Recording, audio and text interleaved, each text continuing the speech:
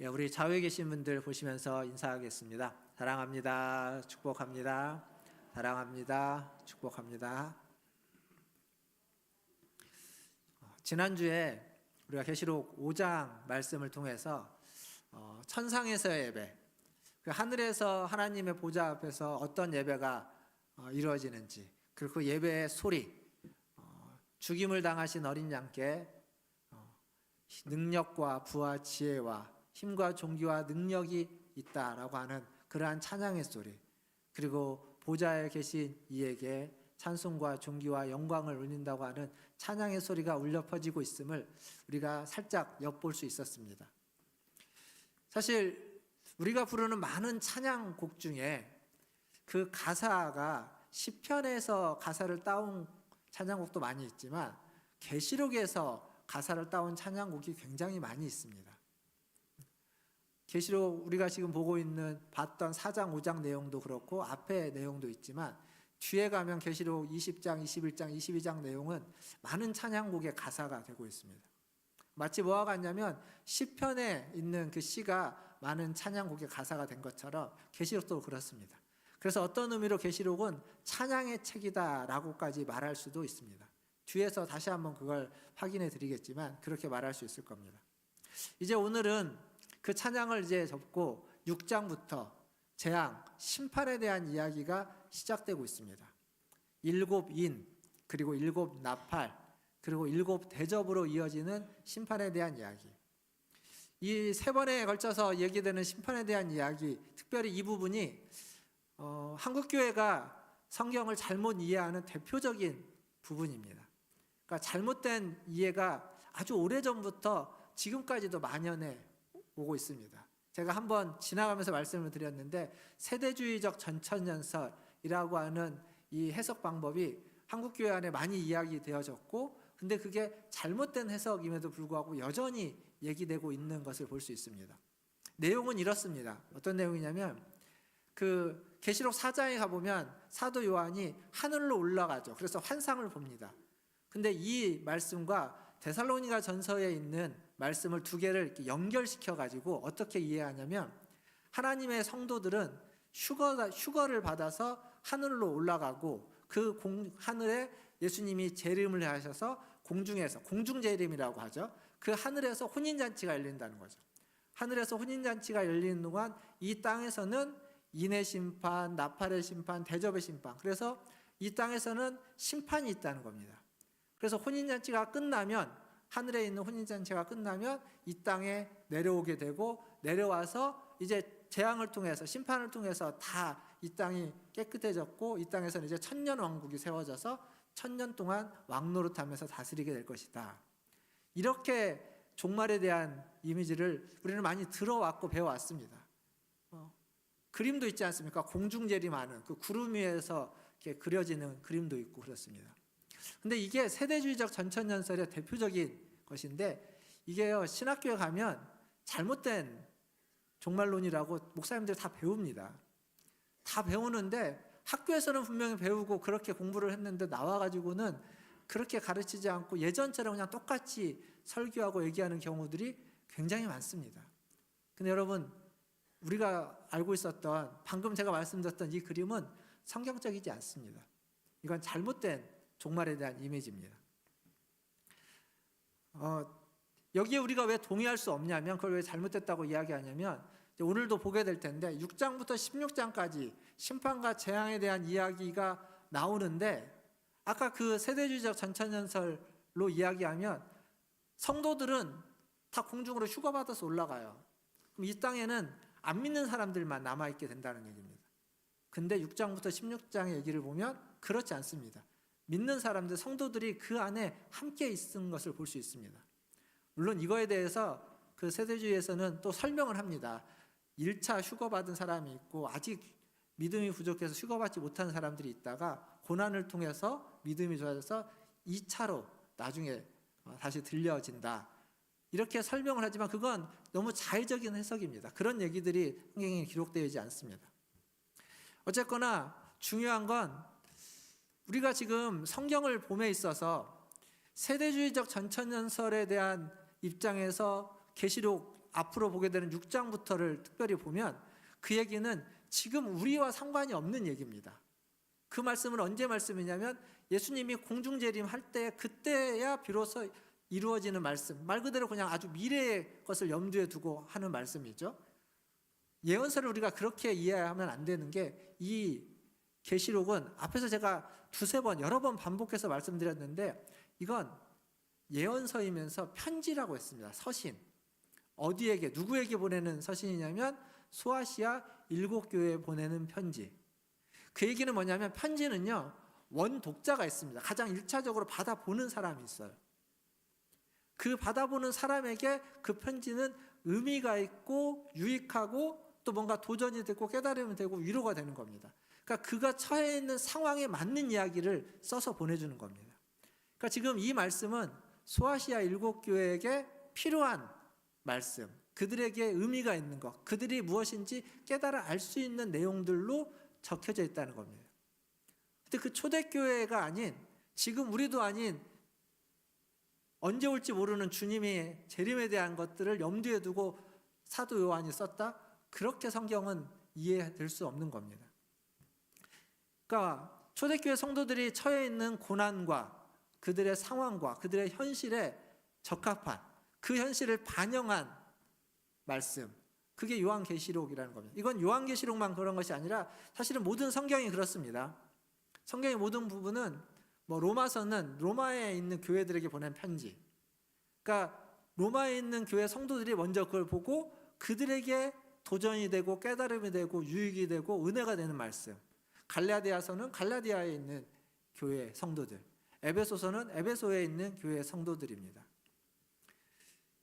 그리고 그들에게 유익이 되고 도전이 되고 깨달음이 되었는데 그들과 우리의 상황이 별반 그렇게 다르지 않기 때문에 우리가 처한 상황이 그것과 비슷하기에 그 뒤에 있는 세대들, 우리와 같은 세대들에게도 그 말씀이 의미가 있고 유익하고 깨달음이 되는 겁니다. 그러니까 이렇게 성경을 기본적으로 이해할 때는 계시록을 포함해서 모든 성경이 마찬가지인데 원독자라고 하는 1차적으로 그 성경을 처음 보게 되는 그 말씀을 처음 듣게 되는 사람들의 깨달음과 그리고 그 뒤에 이어져서 오는 후대들 2세대, 3세대, 지금까지 1000년, 2000년을 이어오는 우리들에게 어떤 의미가 있는지를 이렇게 전체적으로 이해를 해야만 성경에 있는 메시지를 우리가 깨닫게 되지 그 과거는 이미 다 치워지고 지금 혹은 미래에만 초점을 맞춰서 성경을 보게 된다면 성경을 잘 못 이해하게 되는 경향에 빠지게 된다는 겁니다. 이게 성경을 보는 기본 바탕이고 그 바탕 아래에서 오늘 이제 6장부터 시작되는 재앙에 대해서 좀 같이 생각해 보려고 합니다. 6장부터 16장까지 7 인에 대한 이야기, 7 나팔, 7 대접 이렇게 이어져 가고 있습니다. 그러니까 7번의 재앙이 한 세트로서 3번 연속해서 말해주고 있습니다. 그러니까 우리가 볼 때 이것은 재앙이고 심판인데 그냥 종말에 일어날 어떤 일, 마지막 때 어쩌면 우리가 살면서는 경험할 수 없는 우리가 죽고 난 다음에 일어날 어떤 일로만 생각하면 지금 우리와 상관이 없는 얘기입니다. 벌어질 일이 아니지 않습니까? 몰라도 되는 아무런 관계가 없는 이야기로 취급될 수 있는데 그게 아니라는 겁니다. 자, 제가 앞에서 했던 얘기를 좀 같이 한번 생각해 보시죠. 요한계시록 5장 4절에 가면 그 사도 요한이 봉인된 두루마리를 입고 그 봉인을 풀어줄 사람을 찾아다닙니다. 하늘 위, 땅 아래를 두루 찾는데 찾지 못해서 5장 4절에 보면 그가 울고 있습니다. 근데 만약 이 봉인이 풀어졌는데 재앙과 심판, 무섭고 두려운 얘기라면 그게 안 푸는 게 더 좋은 거 아니겠습니까? 그러면 풀려질까 봐 두려워하고 울어야 되는데 지금 사도 요한은 봉인을 풀지 못할까 봐 울고 있는 내용이 5장 4절에 나오는 겁니다. 그 얘기는 뭐냐면 지금 이 봉인을 푸는 것, 어린 양이 봉인을 푸는 것이 무섭고 두려운 얘기, 재앙과 심판만을 의미하는 것이 아니라는 겁니다. 다른 의미가 거기 안에 있다는 거죠. 계시록에서 숫자가 중요하다는 말씀을 드렸습니다. 한번. 그 숫자 중에 대표적으로 7이라는 숫자, 7이라는 숫자는 완전한 수, 충만한 수의 대표적인 숫자입니다. 그리고 거의 같은 의미로 3이라는 숫자도 완전한 수, 하나님의 수, 그래서 완전한 수, 충만한 수를 의미합니다. 근데 오늘 이 심판은 어떤 식으로 구조가 되냐면 7번의 재앙, 7인과 7나팔과 7대접이라는 7번이 연속해서 3번 반복돼서 이루어지고 있는 그러한 모습으로 구조되어져 있습니다. 그러니까 7번의 재앙이 3번 나오는, 3번 반복해서 나오는 것이 주어지는 의미가 무엇인가, 이게 먼저 중요한 겁니다. 뒤에 그 말에 대한 얘기, 이런 얘기를 제가 이제 거의 안 할 건데요. 안 하는 이유가 있습니다. 그게 별로 그렇게 중요한 일이 아닙니다. 그러니까 그거에 너무 초점을 맞춰가지고 흰 말은 어떤 의미고, 붉은 말은 어떤 의미고, 검은 말은 어떤 의미고, 청황색 말은 어떤 의미다. 청황색 말은 죽은 자의 의미고, 검은 말은 어떤 어려움에 대한 얘기고, 그리고 붉은 말은 그리스도의 보혈을 상징하고, 흰 말은 그리스도의 깨끗함을 상징한다. 이런 식의 해석들을 할 수도 있지만 그것에 몰입하다 보면 지금 이 재앙, 이 심판 전체가 우리에게 말해주고자 하는 그 논지와 그 맥락과 전체를 보는 메시지를 놓쳐버리게 됩니다. 딴 데로 가요, 딴 데로. 그러니까 그 하나하나에 여러분 주목하지 마시고 전체적으로 지금 계시록이 뭘 이야기하려고 하는지에 주목해야 됩니다. 그러면 이렇게 7번의 재앙이 3세트로 나오는 건 뭘 의미하느냐? 그건 하나님의 심판이 확실하다는 겁니다. 분명히 있다라는 것을 강조하고 있습니다. 심판이 확실하니까 심판을 그냥 없는 것처럼, 지금 나하고는 상관없는 것처럼 너무 가볍게 무시하고 취급하지 말라는 겁니다. 이게 첫 번째 의미입니다. 그리고 두 번째로는 뭘 볼 수 있냐면, 사실 심판이요, 7번이면 충분하지 않겠습니까? 7번이면 심판이 확실하다는 걸 얘기할 수 있습니다. 그런데 또 7번을 또 얘기합니다. 그리고 다시 또 7번을 또 말합니다. 이 중간에는 분명히 연결이 되겠죠. 잠깐 멈췄다가 연결되고 멈췄다 연결됩니다.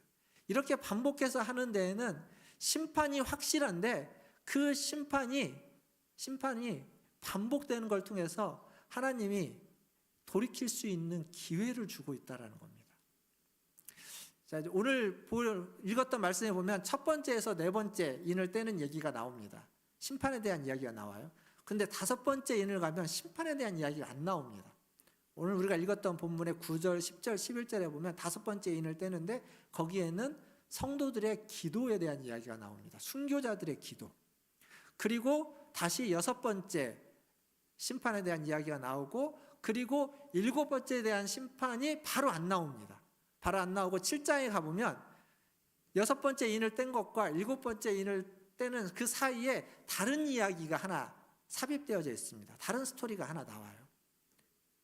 무슨 얘기냐면, 하나님의 심판을 이렇게 계속 이야기하다가 5번째 심판에서도 잠깐 브레이크가 걸렸지만 6번째 심판을 이야기하고 7번째 심판으로 갈 때 다른 이야기들을 중간에 하나 넣으면서 심판을 뒤로 좀 미루고 있습니다. 딱 붙여갖고 하지 않고 뒤로 밀어놔요. 하나님이 기다리시는 겁니다. 기회를 주는 거예요. 돌이킬 수 있는, 심판의 경고를 듣고 돌이킬 수 있는 기회. 이게 7인에 대한 심판만이 아니라 7나팔에 대한 심판에 가서도 똑같이 나옵니다. 6번째 나팔까지 울려 퍼지고 난 다음에 7번째 나팔에 울려지기 전에 중간에 다른 이야기가 하나 끼어 들어갑니다. 그리고 7번째 나팔이 불려집니다.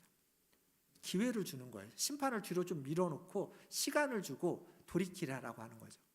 마지막 7대접에 가서는 그 중간에 껴들어가는 얘기가 없습니다. 그러니까 7대접의 마지막 7번째 심판은 6번째에서 바로 이어져서 나옵니다. 그걸로 끝나거든요. 그러니까 정말 마지막 끝에는 돌이킬 수 있는 기회와 시간이 없다는 것을 의미하는 겁니다. 그러니까 이 반복되는 이 구조 속에서, 이 심판이 얘기되어지고 있는 이 구조 속에서 우리가 알아야 되는 건 너무도 단순합니다. 하나님의 심판은 분명하고도 확실하게 있다는 거예요. 언젠가는 그때가 온다는 겁니다. 근데 하나님이 그 심판을 자꾸 딜레이 시키면서 자꾸 우리에게 기회를 주고 시간을 벌어주고 있다는 거예요. 이걸 우리가 확 와닿게 이해할 수 있는 예가 이런 게 있습니다. 엄마가요, 아들에게 밥을 차려줍니다. 근데 아들이 지금 뭐 하고 있냐면 자기 방에서 컴퓨터 게임을 하고 있어요. 그러면 이제 엄마가 밥 차렸으니까 나와서 밥 먹어라 하면은 애가 나와서 밥을 먹을까요? 안 먹을까요? 안 먹죠. 게임에 빠져 있어서 엄마 소리가 귀에 안 들어올 겁니다. 귀에 안 들어오면 이제 엄마가 어떻게 하죠? 소리를 치겠죠. 목소리가 커지는 겁니다. 나와서 밥 먹으라니까 했는데도 안 나옵니다. 그러면 이제 그렇게 하다가 이제 기회를 셋셀 동안 안 나오면 밥상 치워버린다. 셋셀 동안 안 나오면 밥상 치워버려 하면서 하나 나올까요? 안 나올까요? 안 나오죠. 둘 나올까요? 안 나올까요? 안 나옵니다. 바로 셋을 하나요? 둘의 반. 둘의 반이다. 둘의 반의 반의 반. 안 나옵니다. 그리고 셋 합니다. 그래도 나오겠죠? 그러면 내가 한 번만 더 한다. 한 번만 더. 하나, 둘의 반. 지금 하나님이 이러고 있는 겁니다. 그러니까 이게 지금 밥상을 치우려고 하는 게 목적이 아니에요. 먹이려고 하는 게 목적입니다. 먹이기 위해서 기회를 주고 시간을 주고 계속 소리를 치고 치우려고 하는 목적이 아니라 어떻게든 먹이려고 하는 게 목적인 겁니다. 그러니까 지금 이 심판이 딱 그런 겁니다. 심판에 대한 이야기로 계속 경고를 하는데 심판하려고 하는 게 목적이 아니라 어떻게든지 돌이키게 하는 게 목적인 겁니다. 기회를 줘서 이런 심판이 있으니까, 이게 분명히 있으니까, 가만히 있으면 너 이렇게 되니까 제발 돌아와라, 돌이켜라, 회개하라. 그게 목적인 겁니다. 확 와닿지 않습니까? 이게 지금 계시록에서 6장부터 16장은 이거 하나만 우리가 그림을 가지고 있으면 다른 거 세세하게 디테일한 거 잘 몰라도 됩니다. 이게 가장 중요한 핵심입니다. 재앙과 심판에 있어서는 가장 중요한 거예요. 하나님의 심판은 확실한데 그건 분명히 있을 것인데 하나님이 그 심판에 대한 경고를 통해서 우리를 돌이키게 하기 위한, 우리를 회개케 하기 위한, 우리를 기다리고 있는 하나님입니다. 그래서 오늘 제가 설교 제목을 일부러 하나님의 주저하심, 마치 주저하고 있는 것처럼 심판해야 되는데 이게 사랑하는 하나님의 형상대로 지음받은 자들을 심판하고 싶지 않은 그 주저하는 하나님의 모습처럼 보이기도 합니다. 물론 하나님의 다른 표현도 있죠. 인내하시고 기다리심 이런 다른 표현이 있지만 주저하고 있는 듯한 모습도 보여지기 때문에 그렇게 제목을 잡아봤습니다. 실제로 그 어떤 신학자가 계시록에 있는 구절에 있는 내용을 좀 이렇게 어떤 내용들이 많은가 이렇게 구절을 이렇게 분리해봤다고 합니다. 그러면 재앙과 심판에 대한 이야기가 계시록에 한 139절 정도 된다고 합니다. 139절. 그리고 하나님이 어떠한 분이신지, 삼위 하나님에 대한 부분, 하나님에 대한 설명이 한 7, 89절 정도 된다고 합니다. 그리고 그 하나님을 찬양하고 그 하나님이 하신 일에 대한, 그 하나님이 하신 일에 대한 찬송과 영광을 돌리는 구절이 159절 좀 넘는다고 합니다. 그렇게 보면 계시록에 있는 내용 중에 재앙과 심판에 대한 이야기는 3분의 1 정도입니다. 3분의 1. 그 외에 3분의 2에 가까운 부분은 하나님에 대한 이야기, 하나님이 어떠한 분이신지를 알려주고 그 하나님의 하신 일과 그 하나님에 대한 찬양에 대한 이야기가 더 많다는 겁니다. 여러분 시편을 보면 시편이 다 찬양에 대한 이야기가 있는 것 같지만 시편을 잘 보시면 그 시편 가운데 고난당하는, 어려움에 있는 원수들에 대한 이야기가 되게 많이 나옵니다. 어떤 시편은 그냥 원수들에 대한 저주만 있는 시편도 있습니다. 근데 그 시편을 우리가 왜 찬양이라고 하죠? 그럼에도 불구하고 그 원수들로부터 고난당하고 환난당하지만 거기에 하나님을 향한, 하나님에 대한 노래, 하나님에 대한 간구, 하나님에 대한 간청이 함께 있기 때문입니다.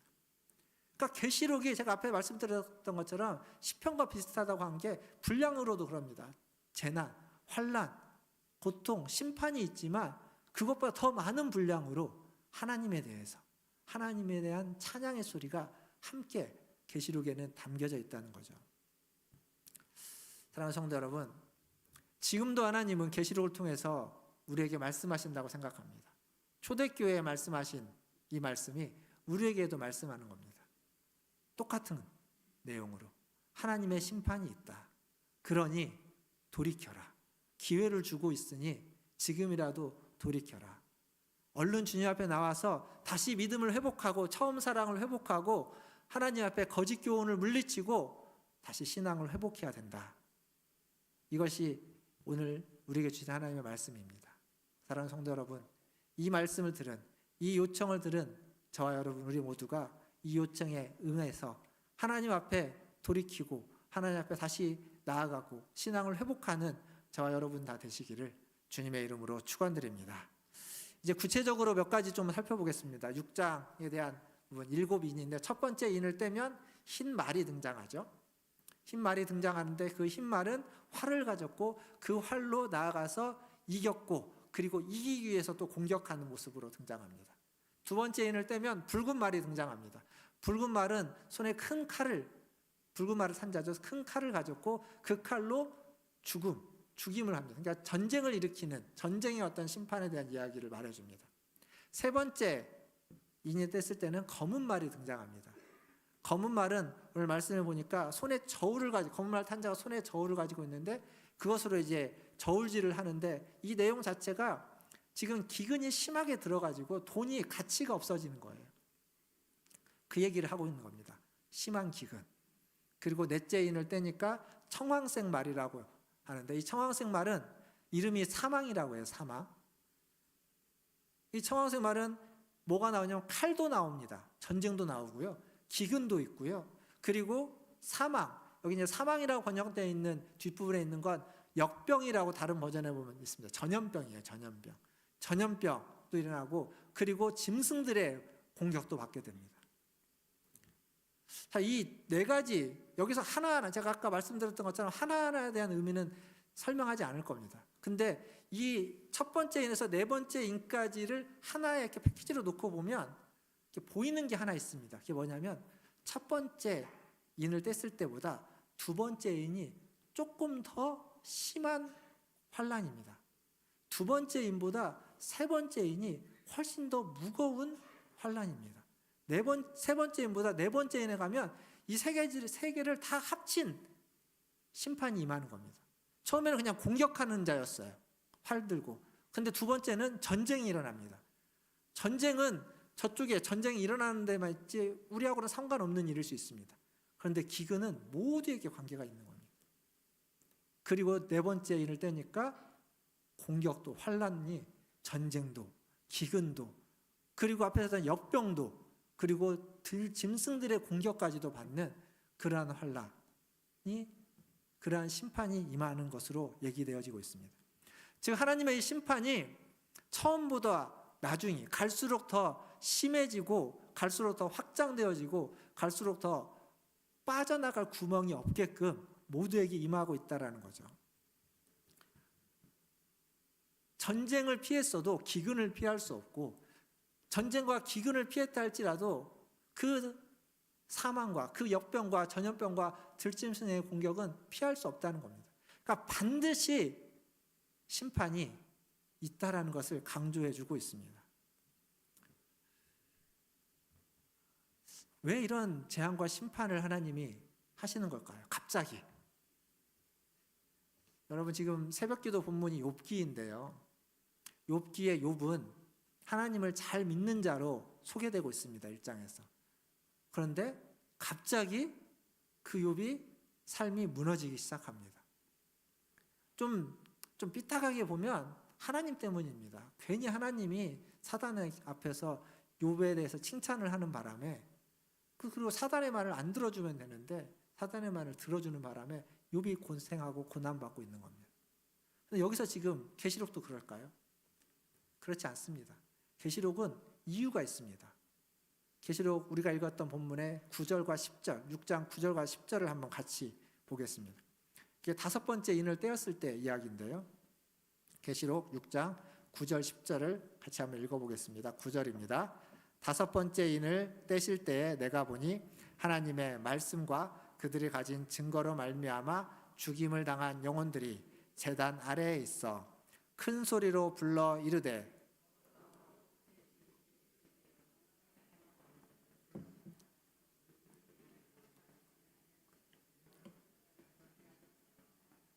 아멘.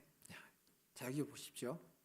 9절에 하나님의 말씀과 그들이 가진 증거, 하나님의 말씀 때문에, 하나님의 말씀을 증거하는 그 증거 때문에 그들이 죽임을 당했다고 합니다. 순교가 된 겁니다. 순교자들입니다. 이 순교자들이 지금 큰 소리로 하나님께 부르짖고 있습니다. 거룩하신 참되신 대주제여. 뭘 부르짖냐면 이 땅에 거하는 자들, 자기네들을 죽인 자들, 그들을 심판하여 우리의 피를 갚아주지 않겠습니까? 우리가 언제까지 기다려야 됩니까? 개혁성경, 개혁개정판에는 그 단어가 빠졌지만 옛날의 개혁성경에는 언제 우리를 신원해 주시겠습니까? 신원해 주실 때까지 우리가 언제나 얼마나 더 기다려야 됩니까? 도대체 언제이십니까? 시편에 나오는 얘기와 너무도 비슷한 뉘앙스를 가진 구절이 여기 있는 겁니다. 즉 이렇게 보면 지금 하나님이 이 땅을 심판하는 것은 순교자들의 기도의 응답입니다. 순교자들이 지금 그 순교당하고 나서 하나님께 언제 그 땅을 심판하시겠습니까? 심판해 주십시오 라고 하는 기도에 대한 하나님의 응답입니다. 이게 뭘 의미하냐면 지금 이 심판은 고난당하고 있는 성도들, 환난당하고 있는 성도들, 거기에서 믿음을 지켜가면서 때로는 순교가 되고 때로는 죽고 때로는 도망자가 돼서 동굴에서 숨어서 지내야만 하고 어떤 이들은 견디지 못해 배교하는 그런 상황에 처한 초대교회 성도들에게 지금 그들의 그 눈물과 그들의 호소와 그들의 답답함을 하나님이 모른 척하지 않는다는 겁니다. 외면하지 않고 있다는 거예요. 분명히 그걸 보고 있고 그 눈물을 보고 있고 그 환난을 알고 있고 그리고 그것에 대해서 하나님이 반드시 확실하게 응답하실 것이다 라고 하는 이야기를 지금 오늘 이 말씀을 해주고 있는 겁니다. 사랑하는 성도 여러분, 출애굽기에 가보면 이스라엘 백성의 신음소리에 하나님이 응답하시는 장면이 나옵니다. 찬양에도 그런 게 있죠. 너의 작은 신음에도 응답하시는, 주만 바라볼지라고 하는 찬양의 가사입니다. 그게 출애굽기에 있는 말씀의 한 구절이죠. 그러니까 지금 하나님이 이유 없이 세상에 대해서 재앙을 내리고 심판하는 것이 아니라 성도들의 고난, 성도들의 눈물, 성도들의 부르짖음에 하나님이 모른 척하지 않는 분으로 계신다라고 하는 것을 말해주고자 하는 겁니다. 그게 지금 계시록의 이 심판의 또 하나의 배경입니다. 지금 고난당하고 있어요. 어려움에 있습니다. 하나님이 내가 아무리 부르짖고 아무리 눈물을 흘리고 가슴을 쳐도 하나님이 아무런 응답이 없을 때 하나님이 나를 버리셨나? 나를 외면하셨나? 나를 모르시는 건 아닌가? 라고 하는 생각에 빠질 수 있는데, 그러나 계시록은 지금 오늘 이 심판에 대한 이야기는 그렇지 않다는 겁니다. 하나님이 여러분을 모르는 것이 아니라 하나님의 여러분의 눈물을 보고 계시고 여러분의 고통을 알고 있고 그리고 그 눈물과 그 고통에 하나님이 반드시 응답하실 것이다 라고 하는 말씀, 그게 지금 계시록의 환난에 대한, 심판에 대한 이야기에서 우리가 받아야만 하는 하나님의 메시지입니다. 사랑하는 성도 여러분, 살면서 수많은 어려움과 절망과 고난을 겪어왔고 겪으실 겁니다. 그때마다 눈물을 흘리고 그때마다 신앙을 가지고 있지만 하나님의 도우심이 느껴지지 않고 내 마음이 예전 같지 않고 너무 힘들고 지칠 때 오늘 이 말씀을 기억하십시오. 하나님이 여러분의 마음을 아시고 하나님이 여러분의 눈물을 아시고 하나님이 여러분의 고통을 아십니다. 그리고 그 부르짖음을 하나님이 듣고 계시고 반드시 그 부르짖음에 응답하실 것입니다. 그리고 하나님 우리에게 원하시는 게 하나 있죠. 돌이키라는 것. 그 부르짖음을 통해서 하나님 앞에 나오고 그 부르짖음을 통해서 그 어려움을 견디고 그리고 회개할 것들은 또 회개하면서 하나님께 나아오라고 하나님은 말씀하고 계신 겁니다. 말씀을 읽겠습니다. 요한계시록은요, 선지서하고 그리고 출애굽기를 항상 염두에 두면서 봐야 됩니다. 이스라엘이 애굽에 있을 때 출애굽하기 전에 하나님이 10가지 재앙을 그 애굽 땅에 펼치십니다. 근데 그 재앙으로부터 유대인들, 이스라엘 백성은 하나님이 예외를 시켜두죠. 보호해 주십니다. 그러나 재앙으로부터 보호받았다고 해서 그 재앙 때문에 벌어진 일에 대한 고난을, 고통을 이스라엘 백성도 받지 않은 것이 아닙니다. 무슨 얘기냐면 나일 강물이 핏물로 바뀌어버리면 그 강물을 떠다가 농사를 지어야 되고 강물을 떠서 물을 마셔야 되는 것이 애굽 사람들만 못한 것이 아니라 이스라엘 사람들도 똑같이 못하는 겁니다. 분명히 그 재앙은 이스라엘 백성들에게 임한 재앙이 아님에도 불구하고 겪어야만 하는 어려움은 있는 겁니다. 이게 무슨 얘기냐면 지금 심판에 대해서는 이 심판은 이스라엘 백성들에게 내려지지 않는 심판입니다. 하나님의 백성들은 심판에서 하나님이 예외를 두십니다. 우리가 오늘 읽었던 말씀 6절에 가보면 6장 6절에 가보면 말씀 9절에 이제 기근에 대한 얘기가 있거든요. 거기에 맨 뒷부분에 뭐라고 되어 있냐면 감람류와 포도주는 해치지 말라라고 되어 있습니다. 좀 뜬금없지 않습니까? 감람류와 포도주는 해치지 말라. 이게 시편과 이 말씀의 맥락에서 보면 감람류와 포도주가 말하는 건 뭐냐면 신실한 하나님의 백성들을 의미합니다. 그러니까 지금 기근이 있어도 어떤 기근에 있어도 하나님의 백성들은 예외라는 겁니다. 어려움을 당하지 않고 하나님이 지키시고 보호해 주신다는 이야기를 하고 있는 겁니다.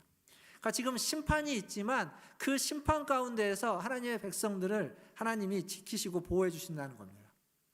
그러나 심판에서는 우리가 예외지만 고난과 고통은 예외가 아니라는 겁니다. 다른 말로 하면 우리에게 고난은 있습니다. 고통은 있습니다. 그러나 우리에게 심판은 없습니다. 하나님이 우리를 심판에 내몰지는 않습니다. 고난과 고통은 짊어지게 하지만 심판은 짊어지게 하지 않는다는 겁니다. 이게 차이입니다. 이 세상은 심판을 당할 겁니다. 그래서 이 세상은 멸망할 겁니다. 그러나 하나님의 백성은 고난과 고통은 있지만 멸망하지 않습니다. 심판받지 않습니다. 고난과 고통 속에서 우리는 견뎌야 되고 어렵고 힘들고 상처받고 쓰러지고 넘어지겠지만 하나님이 고난과 고통 가운데 있는 여러분과 함께 하실 것이고 그리고 그 고난과 고통 가운데 있는 우리들을 일으켜 세워줄 것이고 포기하지 않고 끝까지 우리를 붙잡고 하나님의 나라에 이르게 할 것이고 그 과정 속에서 우리의 눈물을 닦아주시고 우리의 기도를 우리의 부르짖음을 들어주실 거다라는 메시지입니다. 사랑하는 성도 여러분, 고난은 피할 수 없습니다. 고난이 사라질 것을 기대하지는 마십시오. 물론 기도는 할 수 있습니다. 그래서 옅어질 수는 있지만 없어지지는 않을 겁니다. 기억할 건 심판은 없기 때문에 심판에 대한 메시지에 두려워하실 필요가 없습니다.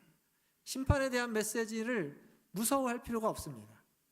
심판과 재앙은 어떤 의미로 하나님의 뜻을 이루기 위해서 빨리 돌이키라고 하는 하나님의 마음을 다른 식으로 표현한 겁니다. 그래서 우리는 그 하나님의 마음을 안다면 심판의 메시지 속에서도 하나님의 사랑을, 하나님의 마음을 느낄 수 있을 겁니다. 계시록 말씀, 제가 계시록 시작하면서 좀 반복해서 좀 읽어보시라고 해서 말씀을 드렸습니다. 벌써 5장, 오늘 6장, 6장부터 이제 뒤에는 계속 이어지겠지만 한번 반복해서 읽어보시고 설교를 생각하면서 이 심판 속에서 하나님이 돌이키라고 하는 그 하나님의 그 마음이 느껴질 수 있는 그러한 은혜가 여러분에게 있기를 주님의 이름으로 축원드립니다. 그래서 그 하나님의 마음을 알고 스스로 돌이키고 스스로 돌아보고 돌이키는 하나님의 자녀들 다 되시기를, 그러한 우리 문화촌제일교회 성도들 다 되시기를 주님의 이름으로 축원드립니다. 기도하겠습니다.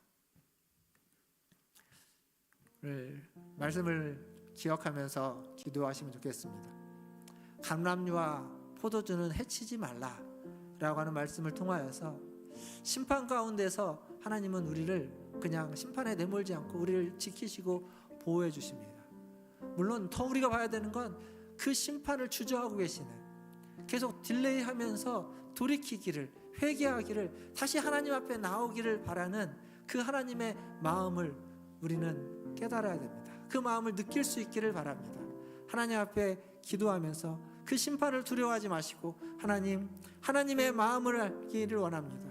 나를 사랑하시고 우리를 기다리고 계시는, 우리에게 심판이 아닌 하나님의 은혜와 복을 주기를 원하시는 그 하나님의 마음을 깨닫고 우리 스스로를 돌아보아 하나님 앞에 돌이켜 회개하고 하나님 앞에 나아가는 하나님의 자녀가 되게 하여 주시옵소서. 내가 그러한 자녀가 되게 하시고 우리 교회 모든 성도들이 그러한 하나님의 자녀 주의 백성이 되게 하여 주시옵소서라고 같이 한 목소리로 기도하며 나가겠습니다. 기도하겠습니다. 하나님, 오늘도 하나님 앞에 나와 하나님을 예배합니다. 하나님의 은혜를 구하